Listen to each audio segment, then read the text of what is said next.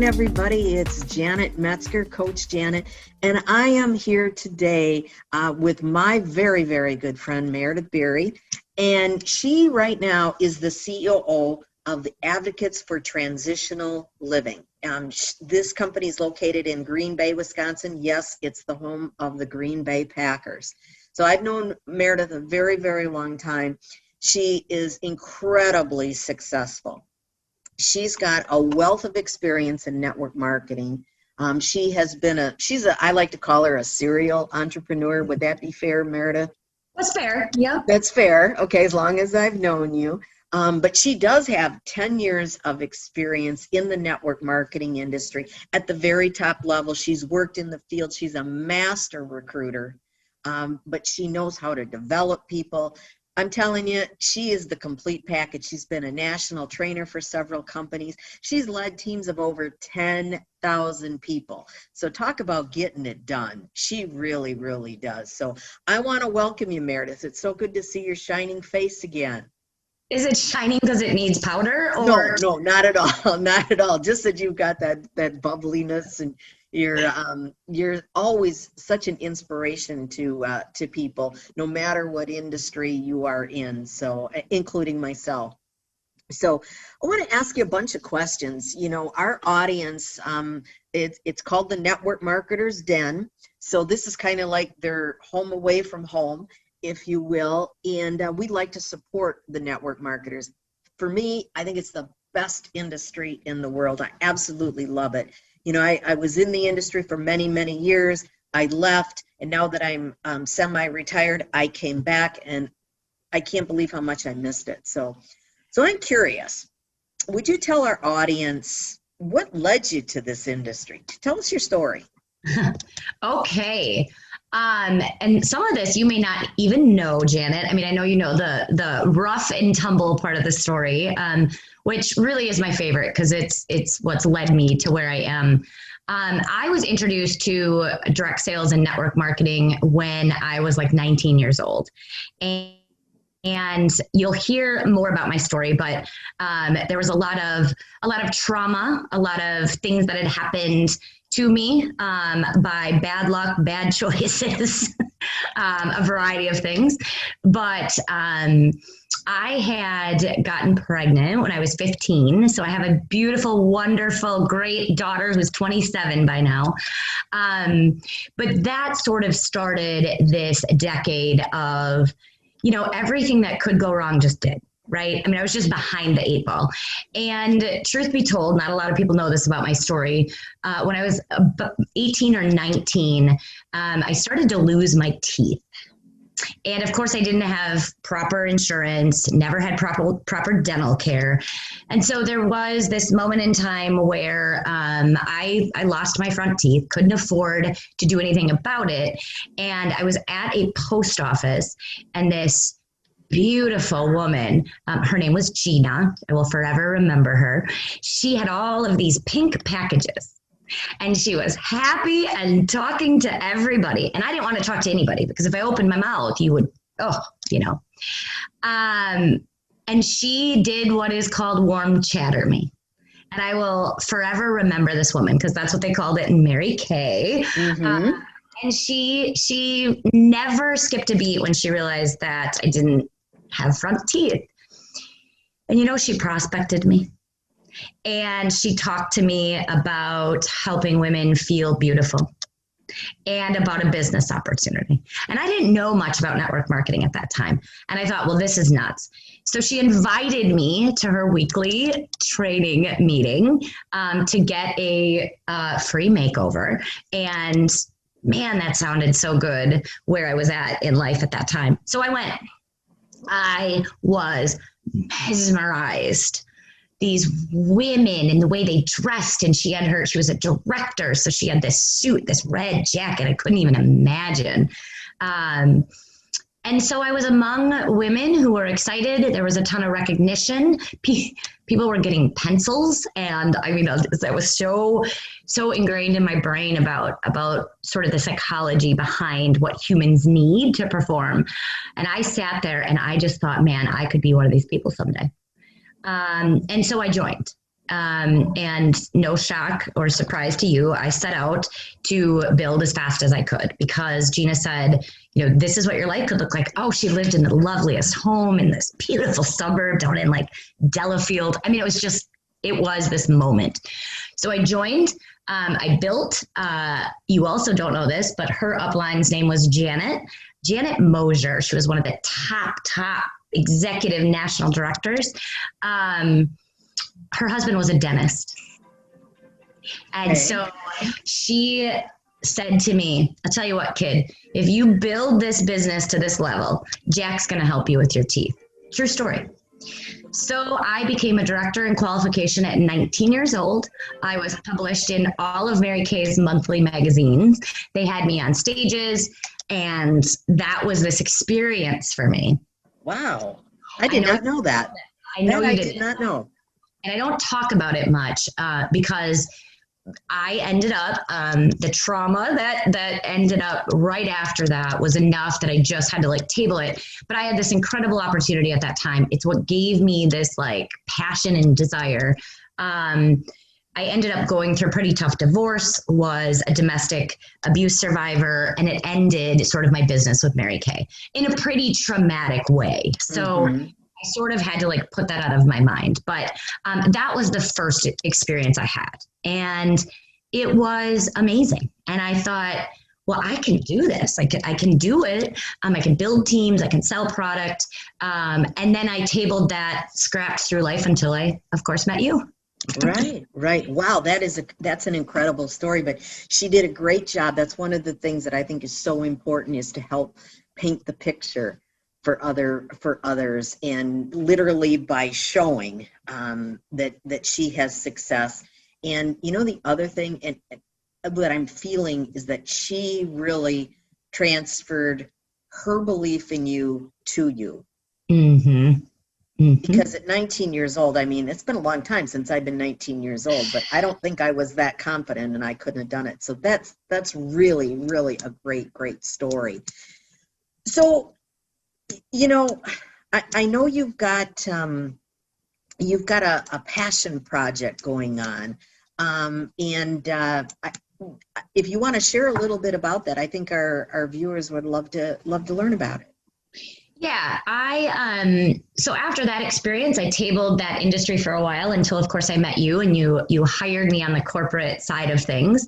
I still was really, going through it in life, and you were able to help me understand that these were the important things that I had to do. So I think about our meeting. I think about the first time you interviewed me, and it was so funny. I could just see you so vividly, arms crossed, just like that. Just like this. Oh, okay.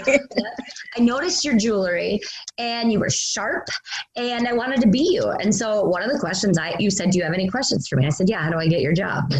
and I remember that being this thing between us where you're like, okay, kid, here, let's go. Do exactly what I show you to do. I'm going to teach you the ropes.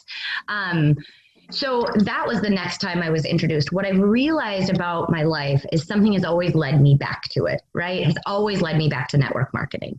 And I think truly it's because it is this space that all of your collective skills really work in. And I also think the skills you learn in direct sales and network marketing are transferable. You and I talk about this all. Absolutely.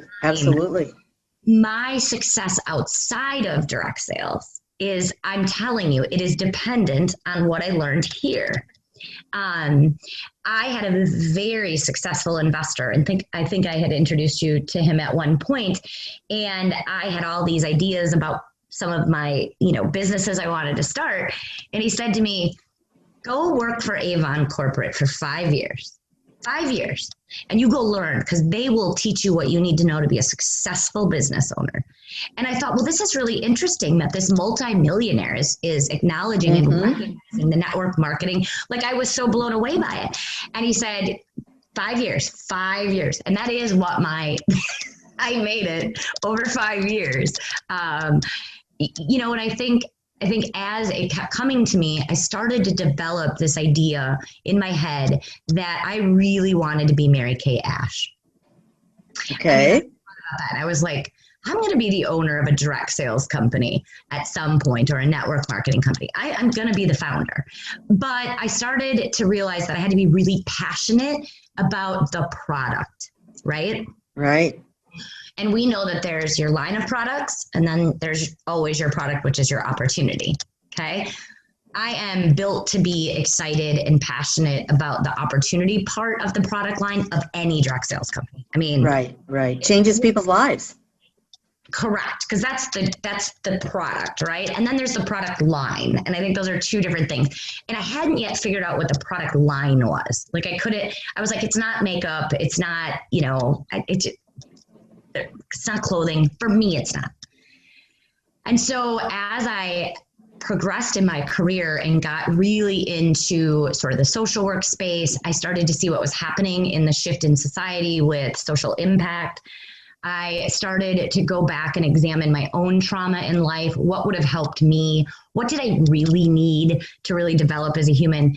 And that's sort of when it clicked. Like, how can I have a social impact company that leverages network marketing and direct sales as the platform? And that was the day, I'll never forget it. It was prior to me having my last baby, who's now 4. And I was like, that's it. That is it. So we laughed the other day that I registered the company back in 2016. Mm-hmm. That's how long I've been hanging on to the idea. Right. And so I'm in pre-launch stage. I've hired you to help me as my coach because it's a big undertaking on the side of it. And I'll tell you, for those of you that are in network marketing, because you're building a business in it, as somebody who is striving to found a company that individuals are going to use to change their life, I can tell you so much thought goes into how do you support that consultant base, the network marketer, the person who's going to use this as a business to change their life and other people's lives.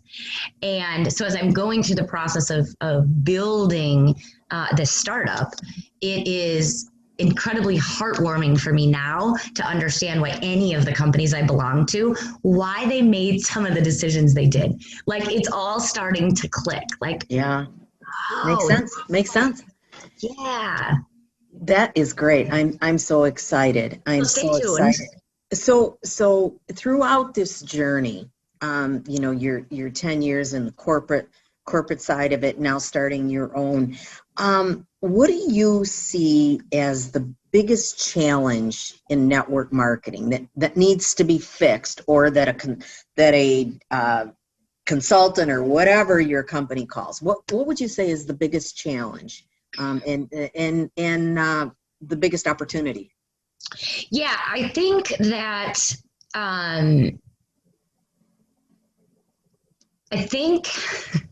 we do a lot of talking about building relationships, but I don't think we do enough time executing it, training to it, and following up with it, right?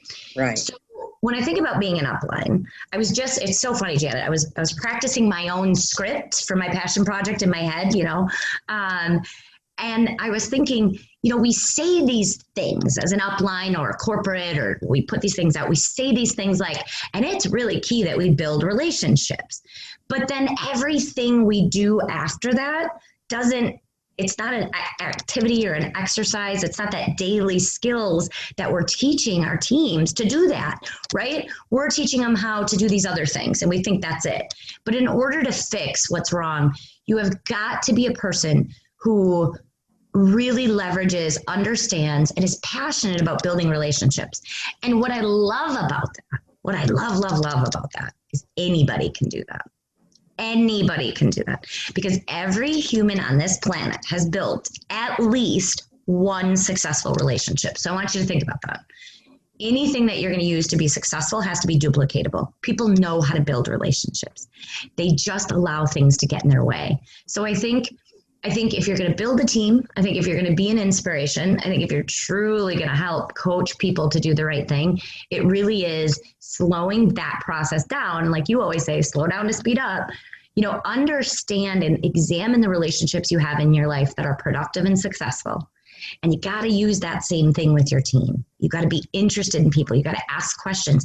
Don't ask people to join the business the first time you talk to them. Like, don't do that.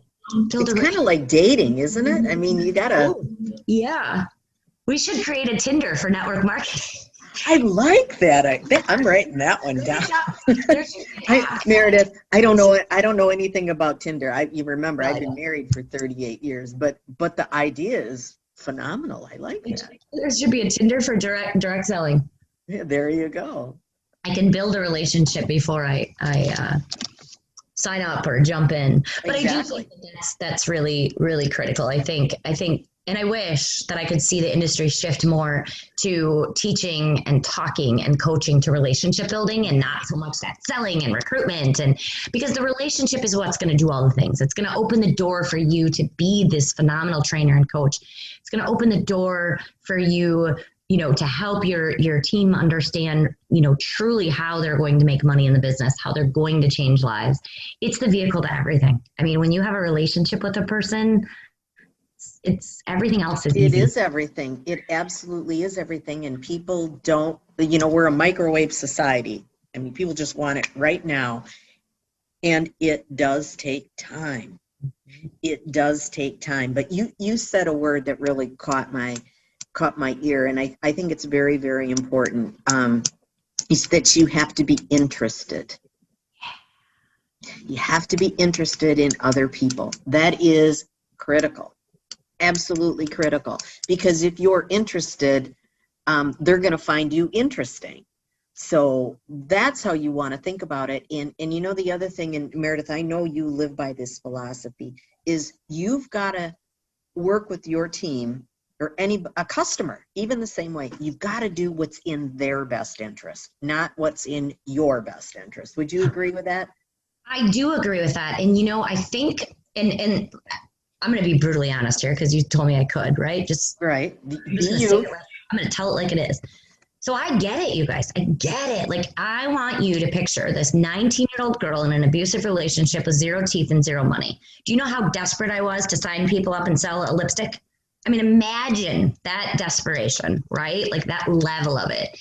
And I think where we make the mistake is we jump right in, but if you can pull yourself back and you can just say to yourself, I may not get the sale today. I may not sign them up today. My goal is to learn 4 things about that individual, because if I can just learn, and maybe it's 2, maybe it's 4, pick a couple things. And by the way, you can decide, what 4 things you want to learn about them based on what you're interested in, right? So I'm super passionate about social impact.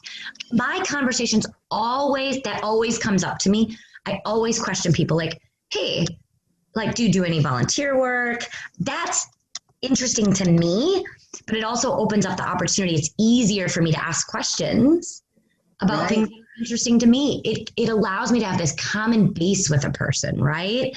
And so I think if you could just say every single day, hey, every person I come into contact with, I'm going to ask 4 questions. And oh, by the way, you're going to be so much richer at the end of the day, because human beings store a ton of knowledge, and we can't personally store it all and we can't learn it all.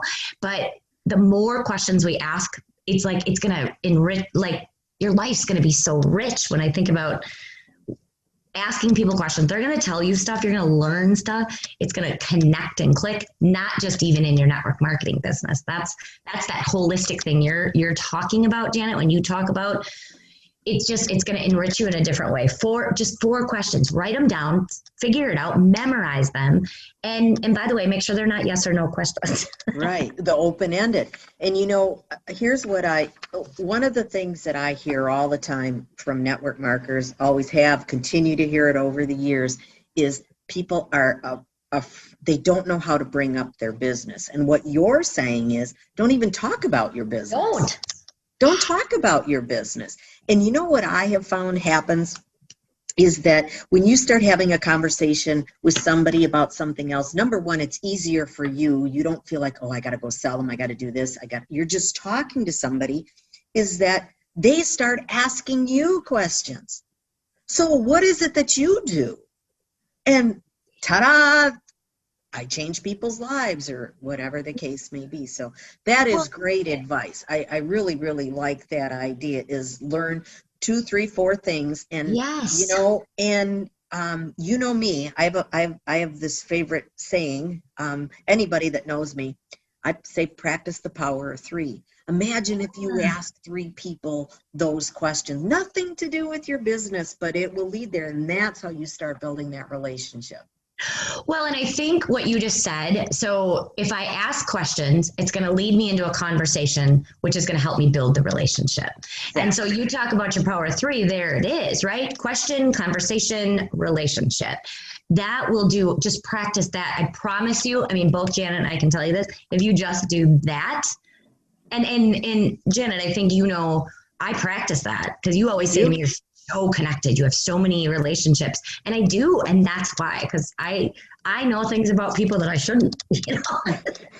Yeah, you're one of those people that they just open up to, and that's what you want to be. And I've always said this, Meredith, is that you really do put the network in network marketing, because that's what it is. It's just about, and it's not necessarily this person, but this person can lead you to somebody else. So there's a lot of different things that you can do. So let me ask you this. What do you think is the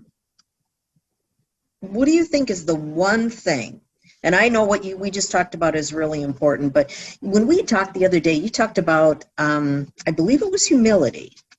Vulnerability. Tell us a little bit about that. Yeah. So one of the things that most of us struggle with is being vulnerable. Okay. And so I think you have to be in a place, in a space, because we want to control everything. Human beings want to control everything, right? It's like, if I do this, I know this will happen. It's predictable, and that's how I operate. And it seems like that's the way to operate. And I go through these ebbs and flows in my life where I'm like trying to control everything and predictability. And I don't get the response or the outcome that I'm looking for. So it's always very interesting. When I allow myself to be vulnerable and really just raw and like, yeah, I'm going to do this and it might not work. It might not work. When you allow yourself to do that, you open up this opportunity for you to start asking yourself questions.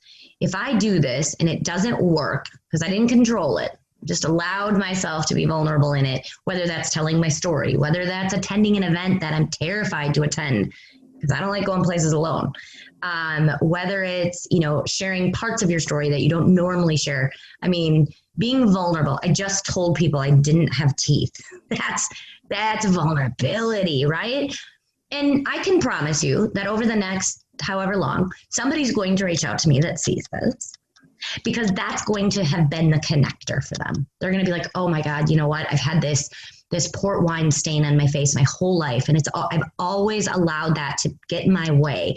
And it's why I feel like I don't start conversations with people, because I'm embarrassed.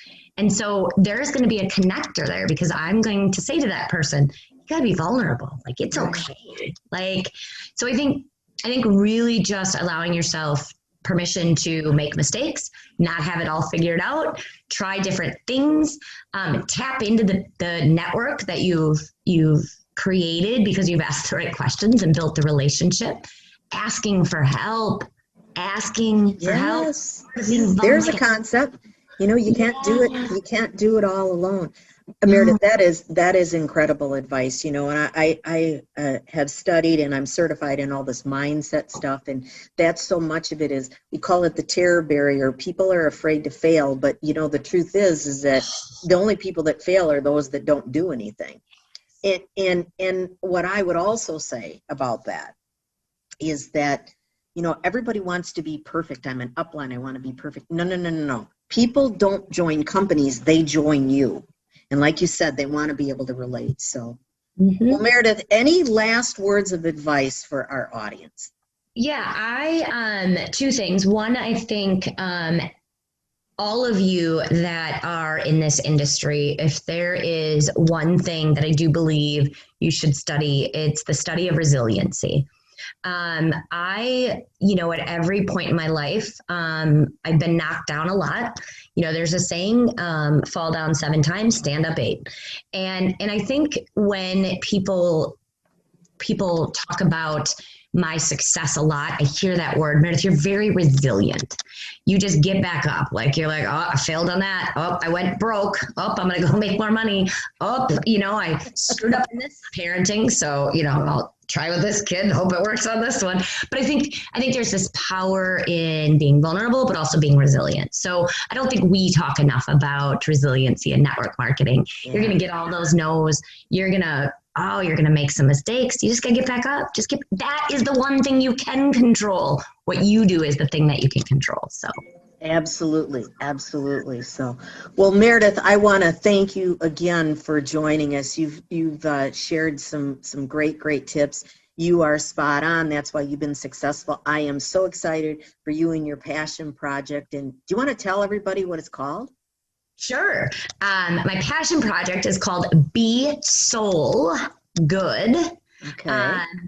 And we are, I'll just say this, we're going to be in existence in the universe because we're individuals dedicated to the betterment of society.